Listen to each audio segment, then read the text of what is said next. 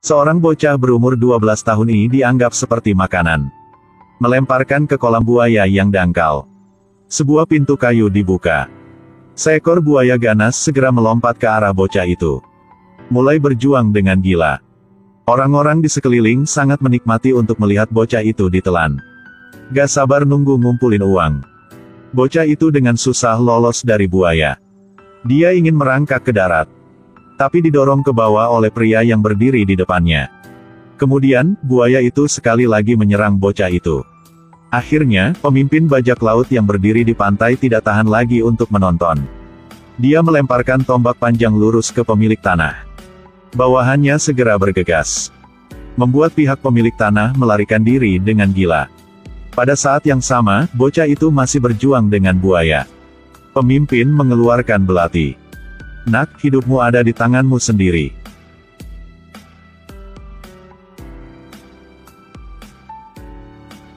Bocah itu segera mengambil belati. Dengan aktif bergegas ke arah buaya. Akhirnya bocah itu tidak membuat pemimpin itu kecewa. Belati secara bertahap mengapung ke permukaan air. Bocah itu juga mengikutinya. Pemimpin menunjukkan senyum puas. Sejak itu, dia menerima bocah itu seperti anak angkat. Membawa bocah itu di depan master berambut putih. Master hanya dengan lembut menyentuh kepala bocah itu sejenak. Segera mengenali bocah ini sebagai keajaiban seni bela diri yang sangat langka. Di masa depan, dia pasti akan menjadi yang terkuat dari yang kuat. Setelah dengar, ayahnya angkat sangat senang. Dia disebut bocah itu sebuah nama, Ting. Bersiaplah untuk melatih Ting untuk menjadi penerusnya. Yang pertama, dia membawa Ting mengunjungi kesukuan seperti rombongan akrobatik. Kemudian, master berambut putih membersihkan meridiannya. Sejak itu, jalan pelatihan seni bela diri Ting dimulai dengan resmi.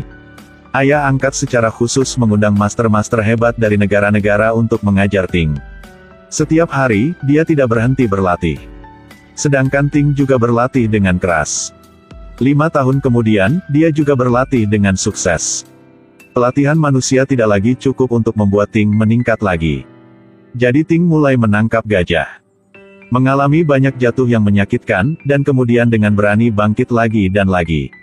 Akhirnya, Ting mulai membuat semua gajah tunduk padanya.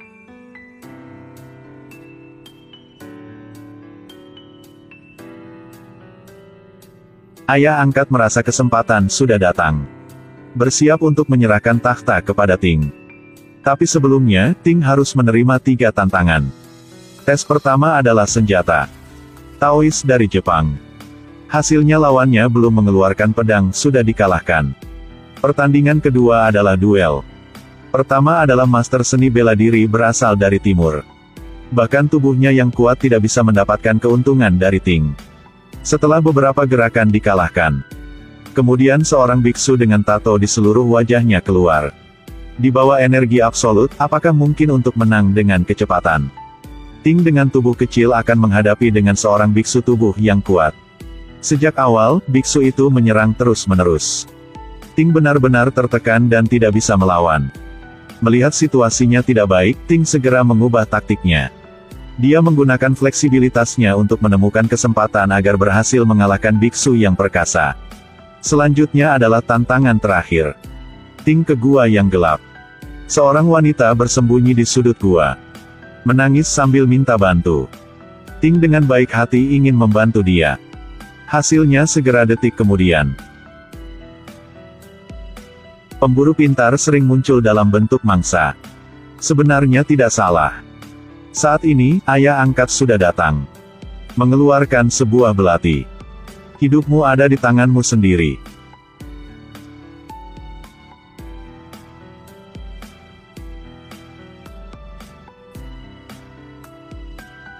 Sebenarnya tantangan terakhir adalah membunuh dan kasihan. Untuk menjadi raja, dia harus melepaskan rasa kasihan. Setelah itu, Ting dengan resmi menerima tahta ayah angkatnya. Memimpin bawahannya untuk mencegat kapal dagang, kembali setiap kali penuh dengan rampasan. Bawahan diyakinkan satu persatu dengan pesona Ting. Sampai suatu hari, Ting melihat sebuah adegan yang sangat akrab. Tahun itu, ayah Ting awalnya adalah raja sebuah negara. Tapi dikhianati oleh jenderal. Menyebabkan hilangnya negara dan rumah dihancurkan. Orang tuanya semuanya dibunuh. Dan dirinya dijual kepada pemilik budak. Untuk hidup, Ting harus bertarung dengan buaya. Sekarang dia adalah pahlawan satu negara. Saatnya untuk kembali dan menemukan mereka untuk membalas dendam. Ting berubah menjadi pengemis. Membaur ke dalam pasar budak. Menemukan pria-pria yang membuangnya ke kolam buaya. Ting menggunakan ramuan ajaib yang dia pelajari di Tiongkok. Mengalahkan semua pemilik budak di depan semua orang. Tentara bayaran datang berlari untuk mengambil tindakan. Tapi mereka semua ketakutan oleh teriakan Ting. Selanjutnya adalah pertempuran brutal. Satu orang ke satu orang jatuh, satu kelompok ke seluruh kelompok jatuh. Dengan cepat bawahan Ting sudah kendali semua mereka. Pemilik budak yang ketakutan buru-buru memohon untuk hidup mereka. Sukarela menyerahkan semua uang dan budak ke Ting. Tapi dari lama, Ting sudah melihat uang seperti sampah. Bagaimana mereka menghinanya? Sekarang akan membayar seperti itu. Setelah mengatakan itu, Ting memerintahkan mereka untuk dibuang ke kolam buaya. Budak-budak yang dibebaskan semuanya. Penampilan Ting seperti penyelamat. Dengan cepat ketenaran Ting telah menyebar kemana-mana.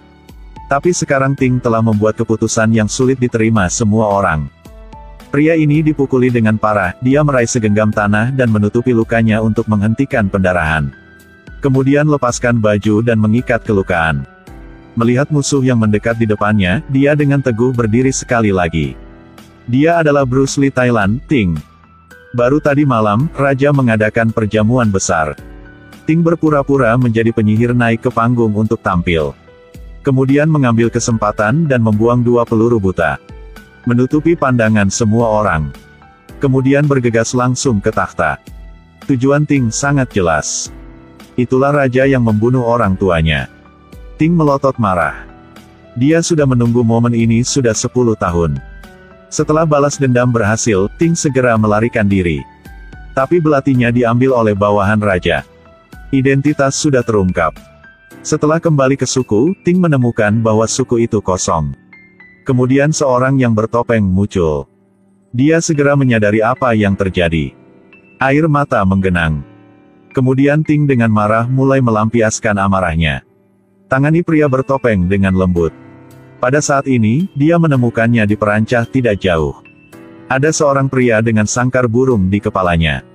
Kemudian, musuhnya semakin ramai. Kekuatan fisik Ting juga berangsur-angsur menurun. Jadi ingin mundur dulu. Tapi tidak peduli apa, dia tidak bisa lepas dari pria di dalam sangkar burung. Posisinya selalu terungkap di mata musuhnya. Kurang tahu berapa lama kemudian, Ting masih belum menyerah. Pria yang mengenakan sangkar burung harus mengambil tindakan. Dia menunjukkan gerakan yang melukai Ting. Tapi Ting tidak jatuh. Dia merawat lukanya dan terus bertarung. Ketika musuh bergegas untuk melambai demi gelombang, seekor gajah segera bergegas ke depan dan melindungi Ting. Musuh dengan takut buru-buru mundur. Akhirnya Ting juga punya kesempatan untuk bernafas. Ting berinisiatif menaiki gading dan duduk di punggung gajah.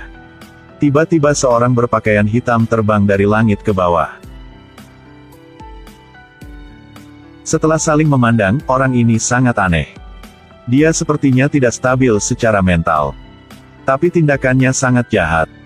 Ting sangat tertekan sehingga dia sepertinya tidak bisa melawan. Bahkan gajah dikendali olehnya. Ting sekarang benar-benar jatuh ke dalam situasi yang sepi. Ting penuh dengan luka yang dikelilingi oleh musuh-musuh. Tapi musuhnya tidak bertindak. Adegan berikutnya membuat Ting benar-benar gagal. Raja masih belum mati.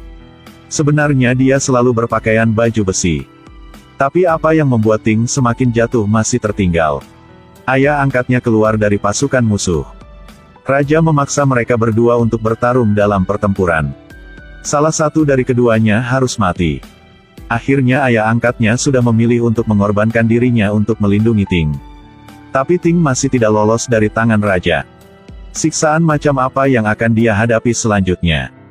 Keajaiban apa yang akan terus terjadi? Kita harus menunggu bagian lanjut ya.